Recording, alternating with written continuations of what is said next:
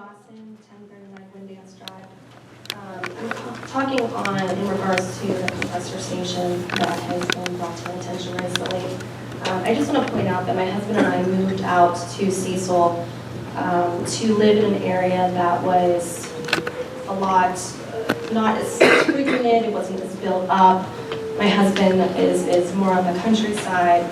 And noise aside, I am a chemistry teacher at a high school that is in Washington County, and have been doing some research because as a chemistry teacher, these things have been brought to my attention that could be posing threats to our air quality, cause a lot of concern. I actually pulled up a letter today by a woman named Pam Judy. She's a Carmichael's, Pennsylvania resident. This was in 2011. She wrote this letter to the Murraysville, Pennsylvania Council. I'm not going to read the whole thing, but just to give you an idea, they had a compressor station built close to their home where they had lived for 3 years out in the country. Shortly afterwards, her family started experiencing extreme headaches, runny noses, sore and scratchy throats, muscle aches, constant feelings of fatigue. Her children had constant nosebleeds, vomiting, vertigo. They did a 24-hour canister sampling on her property, which revealed 16 chemicals, including benzene, which is a known carcinogen that causes cancer, styrene, toluene, xylene, hexane, heptane, acetone, acrolein, propene, carbon tetrachloride, and chloromethane, just to name a few. I went through and was looking at some of these health hazards, and I just want to point out that we do not use any of these chemicals in a high school classroom, nor would any parent appreciate us using anything of this nature in a high school classroom because it would not be safe for the health of their children. This one in particular is formaldehyde. It causes inhalation, with inhalation causes respiratory symptoms, eyes, nose, and throat irritation.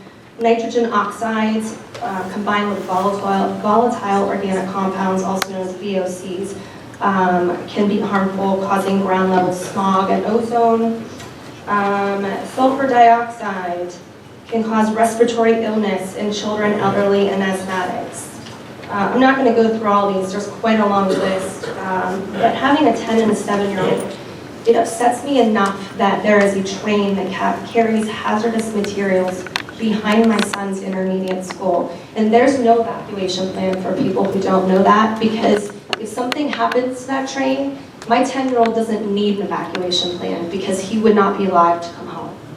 And my daughter goes to Cecil Elementary School, which is not far from Cecil Intermediate, for those of you who know where that is. So it's very upsetting to me that I am living in a community where this is even being considered. I'm not against any of the oil or gas drilling by any means. I am against it being placed in a location that is hazardous to the health and safety of my children, in my family, for that matter. I did have a couple other questions as well. I saw recently in the Pittsburgh Business Times that EQT was charged by the Attorney General's office with environmental crimes. Is there a similar investigation at the Worstel impoundment? Well, I know that the Attorney General has contacted some of the supervisors, and I've talked with them myself. Yeah, I'd rather not have the board comment too much, but the Environmental Crimes Division has been to Cecil Township, has interviewed some citizens and some board members. So that's pretty much all the board's going to say about it. Which board members were they? I believe the chairman, the vice chairman, I don't know if the manager was spoken to. I know they contacted me, and I know they contacted some citizens in the area. And they won't confirm or deny an investigation, so I'm not going to. What are other municipalities doing in regards to drilling a compressor station ordinances?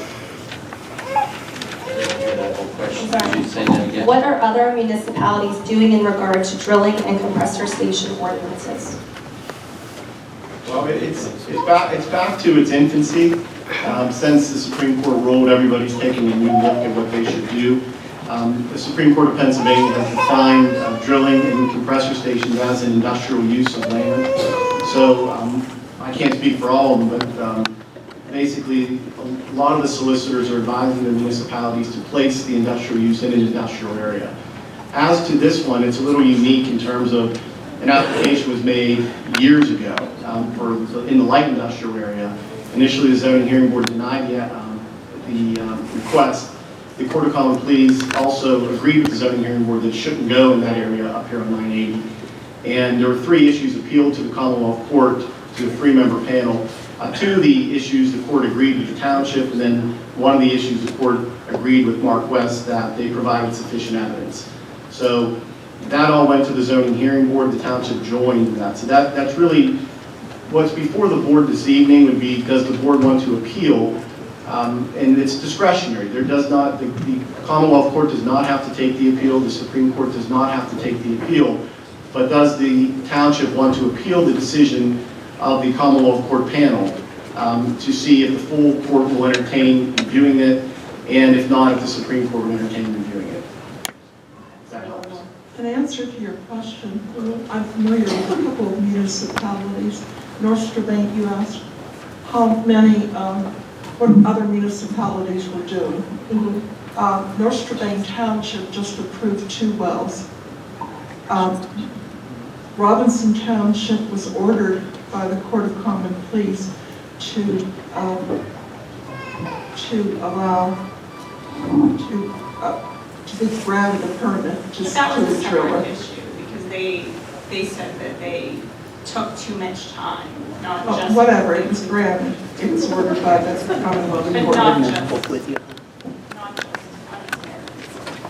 It was ordered by the Commonwealth Court. It was ordered by the Court of Common Pleas, but you're right. I'm sorry, I meant to say the Court of Common Pleas.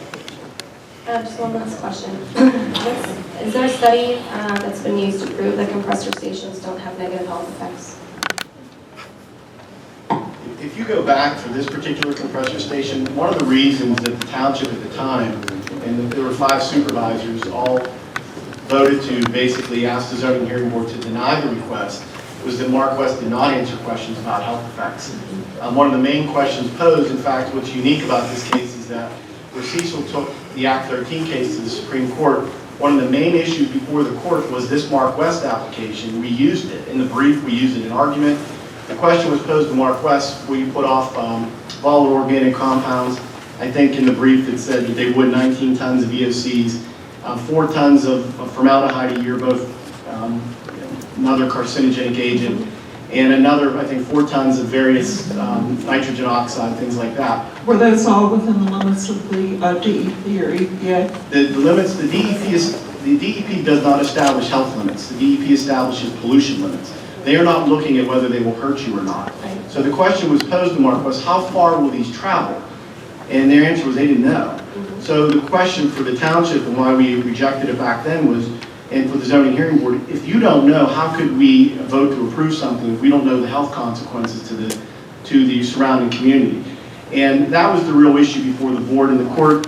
I disagree with how the court handled that because they basically allowed a lot of conclusory statements that it's going to be okay. And they said, well, they said it was going to be okay, so it's going to be okay.